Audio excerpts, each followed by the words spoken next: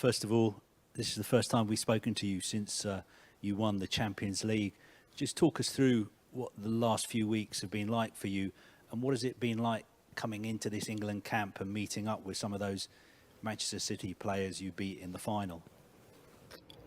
The last few weeks have been very hectic. We've had a lot of games and massive games as well. We was fighting for top four as well in the Premier League, and we got that because we won the Champions League. But now coming here, you kind of need to step away from club rivalry. We had Man City in the final, but when we come here, we're a collective team, and we kind of push it aside, and we're one team here, and we need to work together. We saw Harry Maguire back training today. How much of a boost is it to have him back, and what does he add to the side when he plays? No, I think we all know how much of a key player he is in this squad, and you can see how big of an influence he has when he didn't play in the Europa League final. So it's obviously great to see him back on the training field today, and hopefully he's back soon. England have so many good players in your position, so many right backs. In the old days, the England right back always just seemed to be Gary Neville. Now there's so many world-class players fighting for that shirt. What do you think has changed? Is it just the quality of the players coming through, or has the role changed as well? Yeah, I think definitely the position's changed slightly. Maybe before 15, 20 years ago, maybe he was more of a defender, but now the position's kind of adapted, and you have the license to go forward as well. You can kind of do both, attack and defend. But yeah, as you said, there's loads of great players in my position. Obviously Trent pulled out, and there's so many others that didn't get selected as well. We've heard in the last few days from Phil Foden and Jack Grealish, and they were talking about when they grew up, they looked up to players like Paul Gascoigne, players like Wayne Rooney. I was just wondering, when you were growing up, who were the England players that you looked up to? I mean, like, for instance, did you want to be the next Gary Neville? No, because when I was young, I wasn't a right back. I was always a striker, but I always looked up to probably Frank Lampard because he played for the club I always supported, and Ashley Cole as well, similar. So I always kind of supported the boys and looked up to the boys that played for the team I supported. Thanks, Carve. Okay, we'll take a couple now on Zoom, starting with James Savundra from TalkSport. Reece, you've played a few times this season with Chelsea as a third centre-back. How did that come about, and how did you find it? And how did the challenges playing there compare to playing just as a right wing-back with a five-man defence? I mean, I played right side centre back many times coming through in the academy, so the position wasn't new to me. But yeah, as you said, the position is much different to wing back. You're kind of a defender. You can't really go forward like wing back. You have the license to push on and join in attacks, but defend right side of a free. You're kind of limited to where you can go and what you can do. You spoke before about how you looked up to Ashley Cole when you were a youngster. What did you like about him in particular, and have you had any conversations with him at all since he's been at Chelsea coaching with the youth teams? Yeah, I mean, me and him speak nearly every week. He's probably one of the best left backs to play the game as well. And even though he was a left back, the position is basically the same. Just on the other side. So yeah, he helps me a lot progressing. Thanks, James. Next we'll go to Kerry Brown from beIN Sports. Reece, you're 21, you've just won a Champions League final. Can you apologise to the rest of the nation for making us feel inadequate, please? Yeah, to be honest, I don't really know what to say to that. I didn't really expect to win it this young. There's so many great players that will never have the chance to win the trophy, so to win it so young, I'm over the moon and grateful. Probably no surprise, considering your dad had you out on a football pitch from the age of 3 and 4. Can you tell us about the fact, is it true that he had you practicing hand-eye coordination in the dusk as it got dark? Is that true? Yeah, I mean, my dad has played a massive part in me getting to where I am. He's done very well with my sister as well. But yeah, you can't get good at anything without putting in a lot of hours of practice and hard work. Of course, you went into the Chelsea Academy at a very young age with Mason Mount. Were you with him when he was looking through the clips of Luka Modric? Yeah. I mean, Mason, I played with him since I was 8 or 9 years old, and coming through with someone has always been a dream. To break through, but to break through with a crop of players as well is even better. And yeah, it's great to see so many other young players coming through as well. I want to take you back to Chelsea, Real Madrid, Stamford Bridge, and Mason and Luka had face-to-face with each other, so much at the end Luka Modric asked for his shirt and wished him good luck in the final. What was your interpretation of how he coped so well with Modric in that game? I think Mason's performances this season kind of speak for themselves. I don't really need to big him up or say anything. I'm pretty sure everyone has their own opinion on how well he's been playing. But yeah, I think a player the likes of Luka Modric asking for his shirt has shown how far he's come since when he first broke into the first team.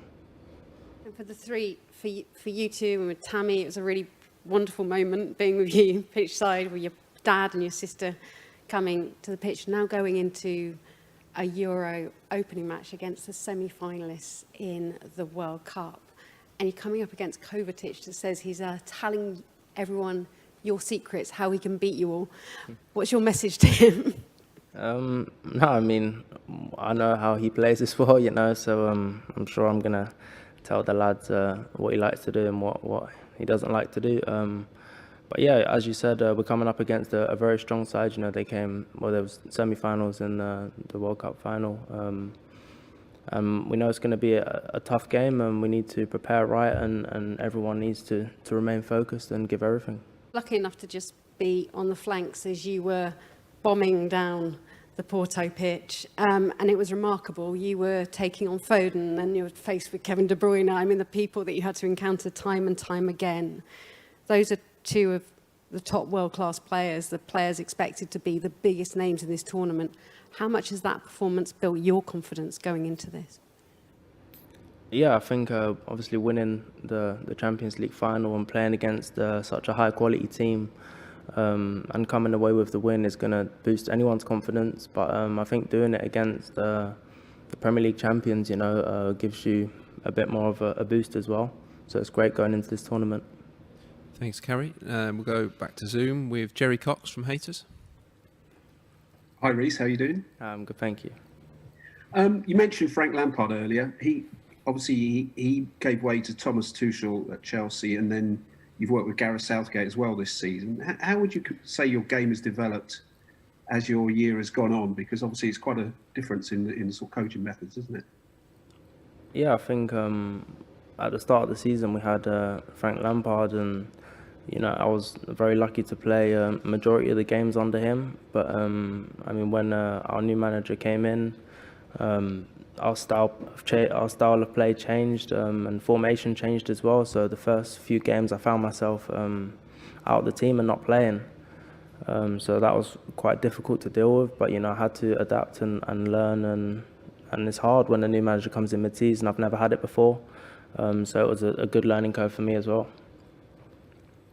And obviously you've got a lot of your Chelsea teammates you could come up against in the Euros. There's some great players there as well. You mentioned Kovacic, but also N'Golo Kante and Timo and Kai Havertz. If you could just pick one of them to join you in the England team, which one would it be? N'Golo Kante. And the reason? Pardon? And why N'Golo? What is it about him? Because he's one player, but he covers 3 players. He runs so much and works so hard. He's such a key player in our team. Thanks, Jerry. Next, go to Steve Scott from ITV. Hi. You've already spoken about how flexible you can be across the back and the positions you've played. I just wondered, and I know it's early in the camp, how many different positions has Gareth played you in training so far? Probably the positions you could guess, wing back, centre back, and right back. I've played all 3 so far. So I don't really know what's going to happen or what position I might feature in. You mentioned Lauren already. Now, most brothers and sisters probably grow up bickering with each other, but I guess you had something in common in football. Do you talk about football a lot with her now? And does she look at your games and lend a critical eye and tell you how she thinks you could improve or what you did well? Yeah, I think, we always try to get the better out of each other.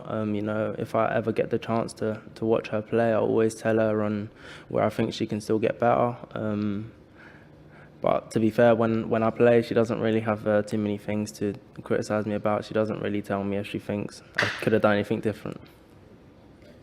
Thanks, Steve. Next we'll go online to Matt Reed from Kick. Hi, Reece. Hi. Traditionally, players are kind of divided into four sections. There's the goalkeepers, defenders, midfielders, and strikers. The position that you play, especially as a wing-back, where would you say it deserves to be ranked? Where should it more naturally be ranked in the modern game? Because you do seem to appear up in the final third of the pitch quite often. I think wing-back is still a defender. Your first priority is to defend, and then going forward is the second option. So I'd still rank it as a defender, even though I'm building and joining in attacks. Fair enough. Cheers, man. Thanks, Matt. Back in the room with Nat Perks from BBC. Hiya. Hi. You said earlier that you walked in and you put club rivalry aside.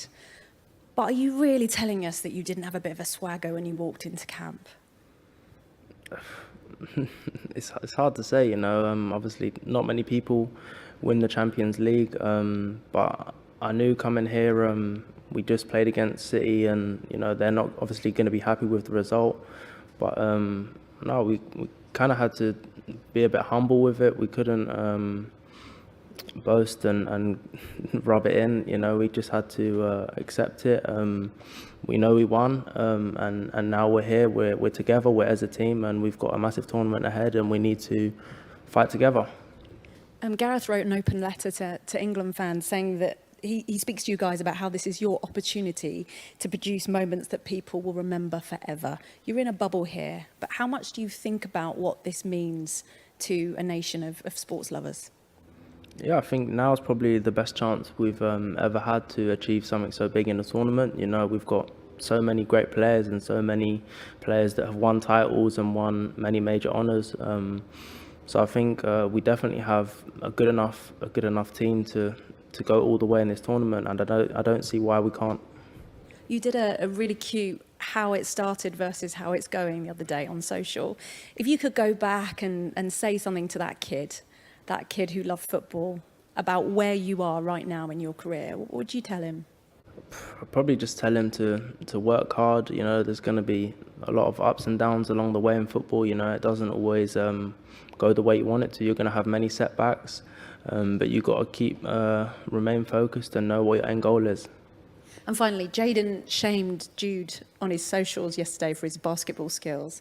What games are you playing with each other in there? Have you got any leagues going? Who's rubbish? Who's brilliant? Can you give us some insight? No, there's no leagues. There's a few different games. As you saw, the basketball, there's table tennis, pool, darts. And yeah, everyone just gets on, all of them, and we're playing in the evenings.